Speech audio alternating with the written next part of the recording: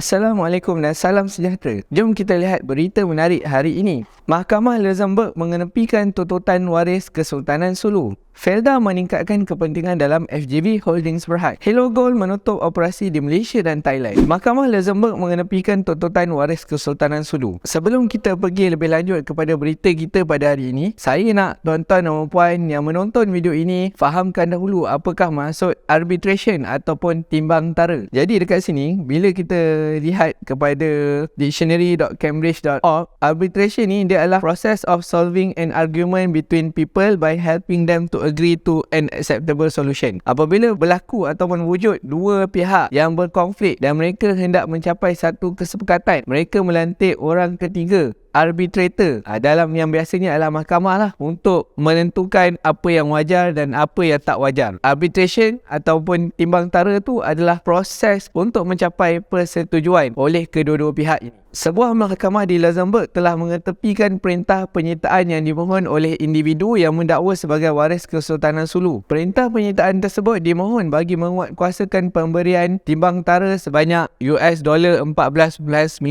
bilion yang mereka perolehi dari Mahkamah Timbang Tara Arbitration Perancis terhadap Malaysia. Perintah penyitaan itu dimohon oleh pemohon pada bulan Julai tahun lalu berdasarkan hasil arbitration yang menguntungkan mereka yang telah dikeluarkan pada bulan Mac 2022. Keputusan ini membenarkan polisi kerajaan untuk mempertahankan Malaysia dengan tegas di setiap forum untuk memastikan kepentingan imuniti kerajaan dan kedaulatan Malaysia dilindungi dan dipertahankan selalu, kata Menteri dalam Jabatan Perdana Menteri, Undang-Undang dan Reformasi Institusi Datuk Seri Azalina Osman Said. Keputusan Mahkamah Luxembourg itu susulan permohonan Malaysia untuk mengenepikan penyitaan sebagai relief interim. Pendengaran berlangsung pada 5 Disember tahun lalu, tambah Azalina. Pendengaran berlangsung pada 5 Disember tahun lalu, tambah Azalina. Apabila dihubungi, jurucakap bagi pemohon Sulu memberitahu DH, ini adalah tindakan sementara. Menurut pengetahuan kami, keputusan dan perintah belum ditandatangani dan kami tidak dapat memberikan sebarang komen sehingga perkara ini dilaksanakan dan kami membacanya. Apapun hasil dari tindakan sementara ni, proses undang-undang utama yang mengesahkan tindakan kami di Luxembourg masih berlangsung. Pemohon menerima dua keputusan arbitration dari arbitrator Spanyol, Gonzalo Stampa, pada bulan Mac 2022 berdasarkan proses arbitration yang dimulakan pada tahun 2018.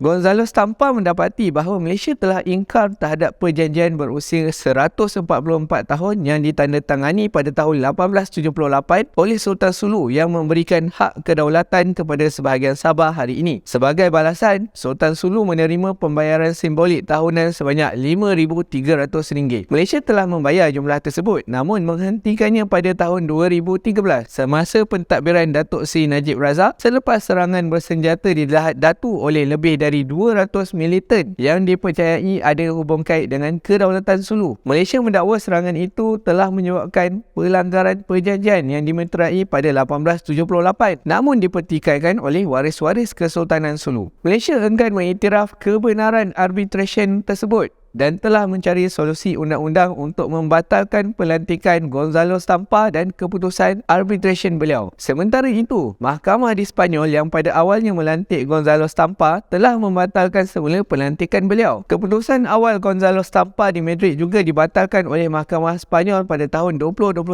berdasarkan alasan bahawa Malaysia tidak diberitahu dengan betul dan mengalami kesusahan untuk mempertahankan diri. Selepas itu, prosiding timbang tara ex parte telah dimulakan oleh pemohon dan diadakan di Paris pada tahun yang sama. Namun, mahkamah-mahkamah Perancis sejak itu telah menangguhkan pelaksanaan keputusan akhir $14.92 bilion yang didakwa yang dihasilkan oleh Gonzalo Stampa di Perancis sementara menunggu keputusan tindakan Malaysia untuk membatalkannya. Pada bulan Oktober yang lalu, pemohon meminta izin mahkamah Belanda untuk melaksanakan keputusan akhir Gonzalo Stampa dengan menyita aset yang dimiliki syarikat minyak National Petroleum Nasional Berhad, Petronas, di Belanda. Malaysia sedang mengambil tindakan undang-undang terhadap usaha tersebut. Hanya sebab tak bayar RM5,300 setahun, waris Sultan Sulu boleh nak menyita aset milik Petronas pula dengan melalui arbitration yang mungkin kita pun tak tahu siapa yang lantik dan akhirnya keputusan arbitration tersebut menyebelahi waris Sultan Sulu. Boleh ke macam tu? Sedar tak sedar perjanjian atau sejarah yang berlaku pada masa lampau sebenarnya memang boleh memberi kesan kepada generasi akan datang. Mungkin sekarang ni kita tak nampak tetapi pada masa akan datang baru kita nampak kesan dan akibatnya. Antara benda yang praktikal untuk kita adalah yang sesuai, yang kena dengan tema pada masa akan datang ni adalah contohnya menggunakan hutang untuk membuat pelaburan. Tonton video ni sampai habis dan saya akan ulas sedikit sebanyak tentang gunakan hutang untuk membuat pelaburan dalam berita tentang Hello Gold. Beralih ke berita seterusnya.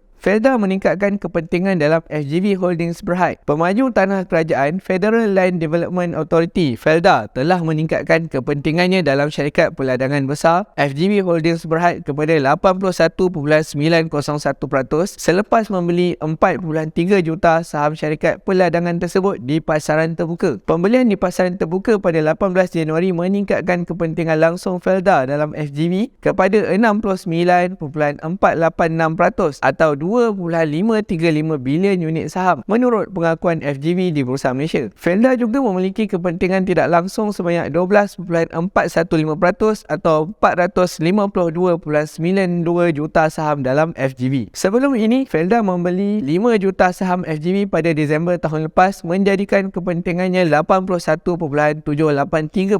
Felda telah mengumpul saham FGV sejak usahanya untuk menswastakan syarikat dengan harga RM1.30 setiap saham pada Mac 2021 itu menemui kegagalan. Agensi itu hanya dapat meningkatkan kepentingannya dalam FGV kepada 81% apabila tawaran itu ditutup, jauh dari 90% pemilikan untuk membolehkan pembelian saham wajib bagi menswastakan FGV. Felda menghentikan pembelian sahamnya pada Februari 2022 apabila harga saham FGV naik bersama dengan harga minyak sawit mentah CPO. 4 bulan kemudian, pada Jun, agensi itu menyambung pembelian saham FGV. FGV sebelum ini meminta pengecualian dari Bursa Malaysia untuk mematuhi 25% spread pemegangan saham awam public holdings untuk kekal disenaraikan di bursa. Tetapi pengecualian tersebut berakhir tamat pada 3 Ogos 2022. Public holdings FGV ialah 13.06% pada 21 November 2022. Berita seterusnya. Hello Gold menutup operasi di Malaysia dan Thailand. Hello Gold, platform simpanan emas pertama yang patuh syariah di Malaysia, akan menutup operasinya di negara ini dan Thailand. Syarikat itu menyatakan bahawa perniagaan tidak lagi menguntungkan dalam keadaan pasaran semasa dan ia akan bertukar sepenuhnya kepada model B2B, business to business. Dalam email kepada PIN Deposit pada Khamis 26 Januari, Ketua Pegawai Eksekutif Hello Gold, Robin Lee berkata platform itu akan menghentikan operasi pada 2 Februari. Platform itu dilancarkan di Malaysia pada 2017 dan dipeluaskan ke Thailand pada 2019. Namun, kerana pandemik, perancangan untuk meneroka Timur Tengah dan Indonesia terhenti. Menurut Lee, platform itu mempunyai lebih daripada 60,000 pengguna aktif dengan pelaburan sebanyak lebih 25 juta ringgit Malaysia di kedua-dua negara. Lee berkata, kepada Digital Age, malangnya 60,000 user bukanlah bilangan yang mampan kerana apabila kami melancarkan platform, sasaran kami ditujukan kepada pasaran orang ramai, retailer, bukannya kepada golongan berpendapatan tinggi. Dalam pasaran ramai, jumlah wang yang ada pada orang ramai untuk disimpan terhad. Jadi, kami perlu memastikan bahawa kami mencapai tahap skala yang boleh mewajarkan kos pembelian pelanggan ini. Malangnya kami tidak pernah dapat mencapainya dan ia secara komersial tidak menguntungkan untuk kami meneruskan perniagaan runcit retailer kami. Namun, dia yakin bahawa peralihan ke model B2B dan white labeling produk dengan rakan kongsi berpotensi akan menyediakan lebih banyak peluang untuk syarikat itu. Kami mempunyai minat di luar Malaysia, dari Timur Tengah dan Afrika untuk memperkenalkan produk kami. Kami hanya perlu fokus pada pembinaan platform dan berharap mencapai persefahaman ini dari semasa ke semasa. Kami tidak dapat melakukan perkara seperti retail. Kami tidak mempunyai baki akaun untuk menyokongnya, katanya lagi. Pengguna Hello Gold diberi sehingga 7 pagi waktu Malaysia pada 2 Februari untuk membeli, menjual dan mengeluarkan dana dan emas yang tinggal pada platform. Emas yang tinggal dalam akaun pengguna selepas had masa akan dijual pada 12 tengah hari waktu Malaysia dan 11 pagi waktu Thailand pada hari yang sama pada harga semasa. Dana tersebut kemudian akan dimasukkan ke akaun bank pengguna dalam tempoh 5 hari bekerja. Untuk pelanggan Smart Saver, semua emas Smart Saver akan dihantar ke dalam akaun Hello Gold pelanggan untuk dijual dan dikeluarkan dana pada 12 tengah hari waktu Malaysia pada 27 Januari. Sedikit sejarah berkaitan dengan Hello Gold. Hello Gold ini dia dilancarkan untuk membolehkan pelanggan pendapatan rendah hingga sederhana mendapat akses ke pelaburan emas. Pelanggan boleh menyimpan dan membeli emas dengan harga yang rendah, terendah RM1 sahaja saja. Apa kesimpulan yang kita perolehi daripada apa yang berlaku dengan Hello Gold ini? Pertama sekali, bila sesebuah startup nak hasilkan sesuatu bisnes, mereka memang boleh rancang, tapi kadang-kadang memang tak berjaya. Tadi berita pertama saya ada sebut tentang kadang-kadang apa yang kita buat pada waktu sekarang ni akan memberikan kesan pada masa akan datang. Contohnya menggunakan hutang untuk membuat pelaburan. Memang dalam Hello Gold ni tak ada sebarang hutang yang terlibat, unless anda buat hutang di luar sana secara sendirian, kemudian gunakan hutang tersebut untuk beli emas melalui platform Hello Gold. Akan tetapi kalau anda buat sedemikian, saya nak ingatkan kepada anda bahawa hutang ni sebenarnya adalah sesuatu yang bahaya. Apabila anda berhutang, anda sebenarnya mengharapkan produktiviti anda pada masa akan datang. Anda pada masa akan datang masih lagi sihat, masih lagi mampu bekerja untuk membayar angsuran bulanan kepada hutang yang